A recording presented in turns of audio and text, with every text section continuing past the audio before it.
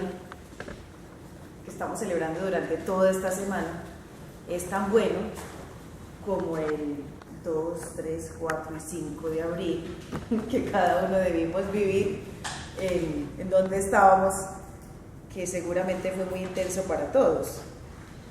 Pero es tan bueno que lo celebramos 8 días. Esa resurrección la celebramos, la festejamos durante 8 días. Y pensando en eso, me fui a buscar en el catecismo sobre la resurrección, y dice en el número 349, dice: el octavo día, ha surgido un nuevo día, el de la resurrección de Cristo. El séptimo acaba la primera creación, y el octavo día comienza la nueva creación. Así, la obra de la creación culmina con una todavía más grande, la redención. Me parecía muy bonito. Aquí nosotros, o al menos muchos, celebran el día del descanso del Señor, ¿cierto? Y nosotros también aprovechamos el día del descanso para descansar. Pero desde la fe, nosotros celebramos el día de la redención, de la resurrección y redención.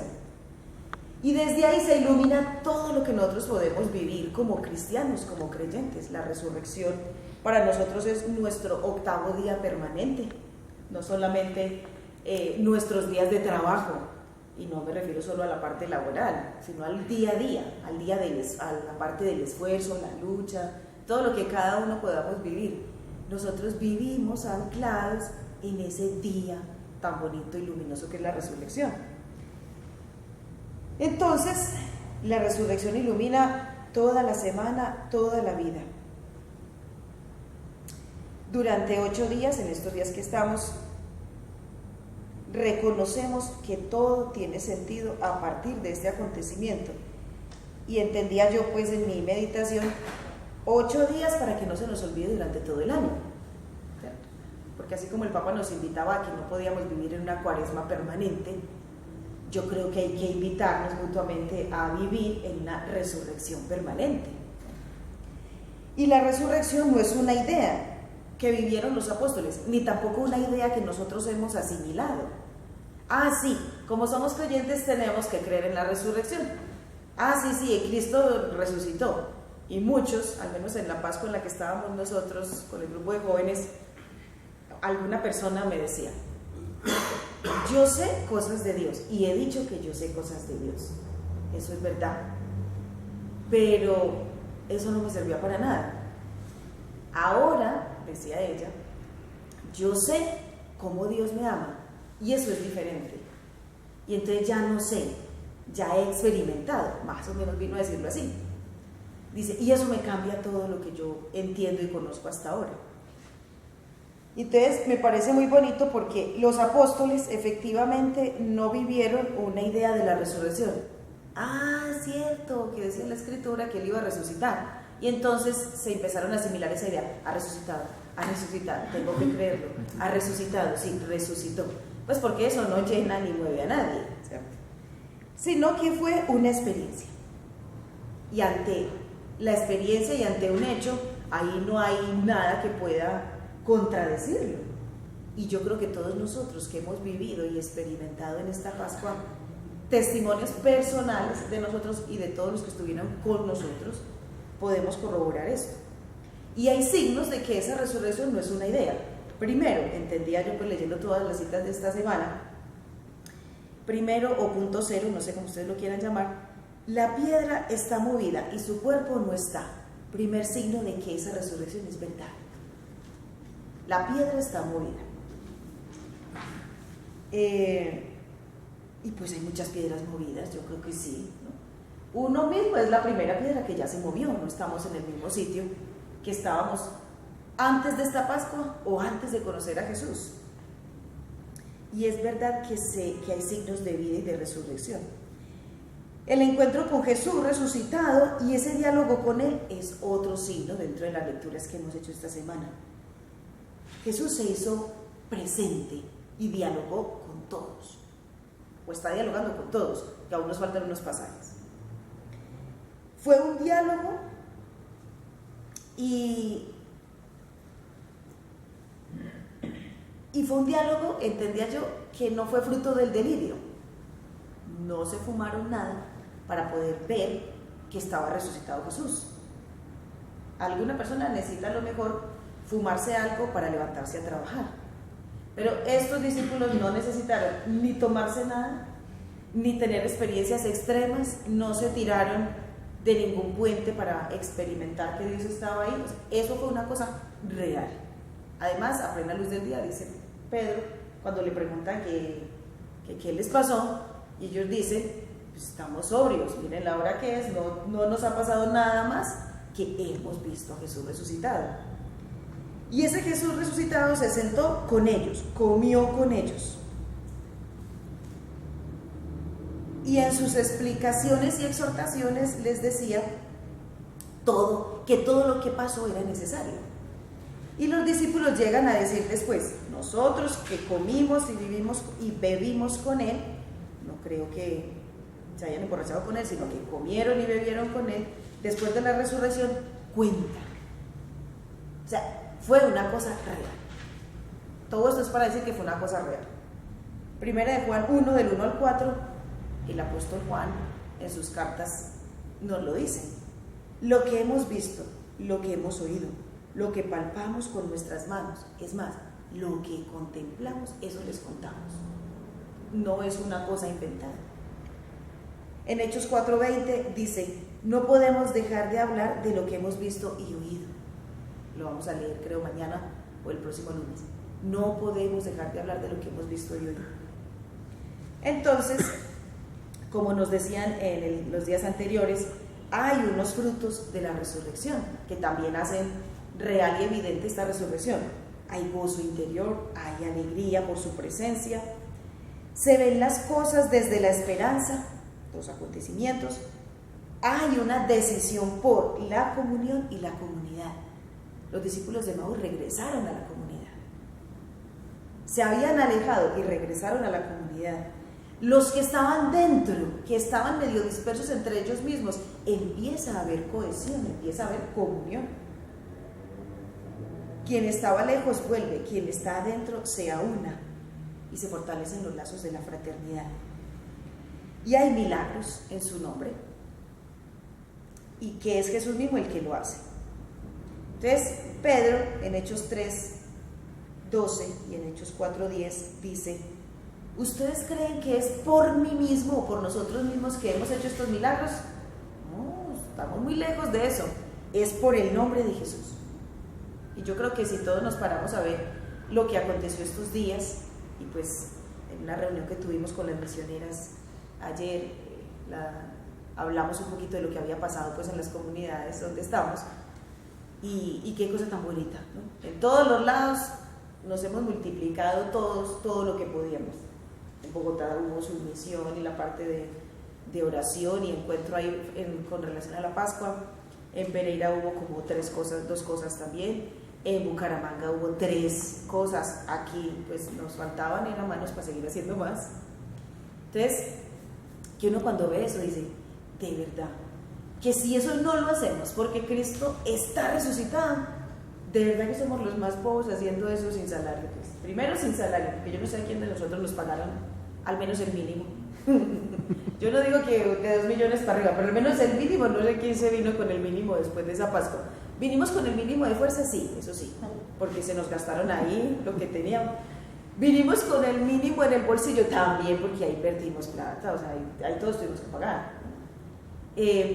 Pero vinimos con el máximo de resurrección. O sea, ahí hay una experiencia que no vale ni el mínimo. O sea, que ni aunque nos pagaran todos los salarios que se ganan ciertos personajes en este país, para no hablar mal de nadie, ni aunque nos pagaran eso podrían cubrir ni la entrega de lo que hemos hecho, ni podrían equipararse a la alegría que Dios nos regaló. Entonces, es tan grande la fuerza de esta resurrección, punto 2, y este octavo día es tan grande que alcanza hasta el día de hoy. Esos signos los vemos, pero no los podemos ver lejos, no los podemos ver allá. Esos también pasaron y pasan en nosotros. Y el poder de esa resurrección alcanza hasta el día de hoy. El poder de esa redención alcanza hasta el día de hoy. Nosotros la palpamos y somos testigos.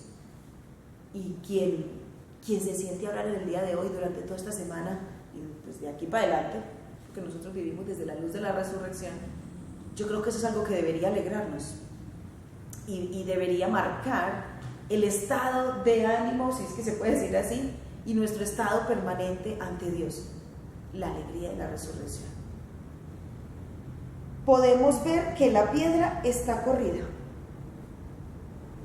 Se corrió, pues uno con su predicación corrió la piedra, pero no uno, Dios.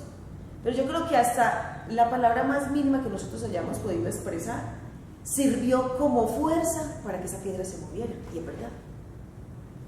Y yo creo que si pudiéramos contabilizar todas las personas que estuvieron, no solo en nuestras convivencias, en el mundo entero, en la iglesia, lo que Dios pudo hacer en estos días. Y yo creo que eso es motivo de agradecimiento. Como los apóstoles hoy de Jesús, nosotros podemos alegrarnos de ese hecho. Hemos visto a muchas personas que han recobrado la alegría, la esperanza. Y hemos palpado que efectivamente el encuentro con ese Cristo crucificado y resucitado tiene poder. Y aquí me centraba yo un ratico esta mañana, el poder de la resurrección de Jesús. Eso que dice Pablo en Filipenses 3, 8 y siguientes. Pablo dice, yo tengo todo ya por basura. Después de que conocí a Cristo, todo me parece nada, deleznable, poca cosa, basura, estiércol, dice en algunas traducciones. Dice, y entonces a partir de ahora solo quiero que conocer a Cristo, primero. Y segundo, el poder de su resurrección. Tercero, poder padecer con Él. Y yo digo, bueno, yo no sé si llegamos a toda esa lista, pero si quieren ustedes la van orando, a ver si esa lista se hace a nuestros deseos, si se parece a nuestros deseos. Quiero que todo me parezca basura. Segundo, quiero conocer a Cristo. Tercero, el poder de su resurrección y además padecer con Él. Y dice, bueno, Señor, el poder de su resurrección me gusta. Padecer con Él no sé si tanto, porque si sin ti ya padezco, ¿qué tal padecer con Cristo? Eso ya sería demasiado. Pero seguramente que, pues entendí esta mañana yo en mi ignorancia, pero seguramente que el poder de la resurrección de Jesús lo hace llegar a uno hasta ahí, que esa es la vida de los santos, identificarse con Jesús hasta ese punto que muchos llegan a decir, pásame a mí eso que llevas tú. Y seguramente que ustedes recuerdan esa poesía de Jaime, pásame esos dolores a mí. Incluso cuando habla con María, en ese canto que incluso hay por ahí de María, dice, yo quiero que me pases esos dolores que tú tienes, yo los quiero llevar, porque finalmente esos son a causa mía. Bueno, los santos llegan hasta allá, ¿cierto? Nosotros vayamos llegando, no sé cómo puede ser, pero vayamos llegando. El caso es que el poder de resurrección lo podemos ver, y entendía que, ¿cómo es el poder de esa resurrección? Ustedes hagan la meditación, este fue el poquito que yo alcancé. Pues el poder de esa resurrección se ve en que transforma la negación del que sea, no solo la de Pedro, porque hay muchas negaciones en el Evangelio, pero tú no solo lees la de Pedro el que negó, pero pues ahí hay muchos que negaron, sin palabras y con hechos, ¿cierto? Pedro fue el único que se atrevió a decir lo que sentía, no, yo no entiendo nada, ¿cierto? Pero hay muchos que hicieron eso. Entonces transforma la negación en consagración total a Él y a los demás. No conozco a Jesús, pues ahora sí lo conozco, ¿cómo les parece? Es lo mismo que eso se ve también en Pablo. Pablo perseguía, negaba a Jesús y convirtió su negación y su persecución en dedicación total, en consagración total a Jesús y a los demás. Ese es el poder de la resurrección. Incluso transformar el silencio en declaración, valga la redundancia, clara, abierta y pública por Jesús. Y algunos decían eso en la Pascua. Yo tengo mi sentimiento con respecto de este camino de fe, etcétera, ¿cierto? Pero es el momento de que yo viva diferente. Es el momento de que haya un cambio en mi vida. Incluso en una oración comunitaria que yo escuché a alguien decía, Jesús, ¿cómo te he negado? Y me parecía que le salía del corazón. ¿Cómo he sido de cobarde para decir que es verdad que yo creo en ti? Te he negado mucho. Señor, perdóname mi silencio. Y ese poder de la resurrección tiene poder para levantar paralíticos. ¿Y cómo entendía yo esto? Es capaz de devolver capacidad al que la perdió o al que la tenía atrofiada, con lo que supone eso, ¿cierto?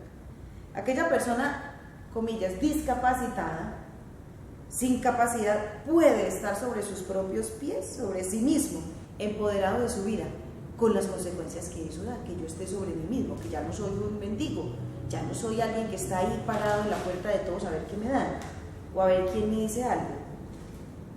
El poder de su resurrección, que es lo que hemos visto estos días cuando han curado al paralítico en Hechos 3, que estamos leyendo desde hace 2 días, hoy, mañana. Ese hombre, un paralítico necesitado, mejor dicho, menesteroso, como se dice en el Evangelio, pasa a ser alguien que ya no necesita, al menos de las cosas que pedía, y empieza a seguir a Jesús a través de ese milagro que se realizó en él. Entonces el poder de su resurrección convierte además toda oscuridad en luz. Salmo 36. En ti está la fuente de la vida y en tu luz vemos la luz. En ti está la fuente de la vida y en tu luz vemos la luz. Es decir, en su luz vemos luz en todo aquello que aparentemente no la tiene. Y me parece muy bonito esto porque Jesús lo explica así. En Hechos 3, 17 al 18, Pedro lo recoge muy bonito. Dice, ustedes crucificaron a Jesús y lo hicieron por su ignorancia, eso sí, yo sé que fue por ignorancia, pero de ese modo Dios cumplió su promesa. Y ahí queda claro que no es, Dios hizo pasar por la cruz a Jesús. No, ustedes lo crucificaron, pero ¿cómo les parece que Dios es capaz de sacar de ahí redención? Entonces, ¿cómo la resurrección, cómo pararse frente a esa luz de Jesús resucitado, le da luz e ilumina todos los acontecimientos? El poder de esa luz de la resurrección es grande. Puede uno ver con luz aquello que no lo tiene. El poder de su resurrección, el poder de ese amor redentor, es capaz de pasar por la muerte para darnos vida. Y por eso aquí se nos propone, en las lecturas del día de hoy, de Hechos 4, del 1 al 12, y Juan 21, 1 y siguientes, Pedro dice, ¿cómo les parece que Él es la piedra angular? Ustedes la desecharon, ¿no les pareció? Hechos 4, del 1 al 12, y Juan 21, 1 y siguientes. ¿A ustedes les pareció que esa piedra no servía? Es más, que había que desecharla. Todavía más, había que desaparecerla. Pero esa piedra se convirtió en la piedra angular. No sé si ustedes han visto una piedra angular. Yo no sé si vi bien lo que vi, pero estando en una iglesia, ahora no me digan dónde fue, pero la vi. Estaba efectivamente, uno miraba para el techo y había una piedra de una forma específica.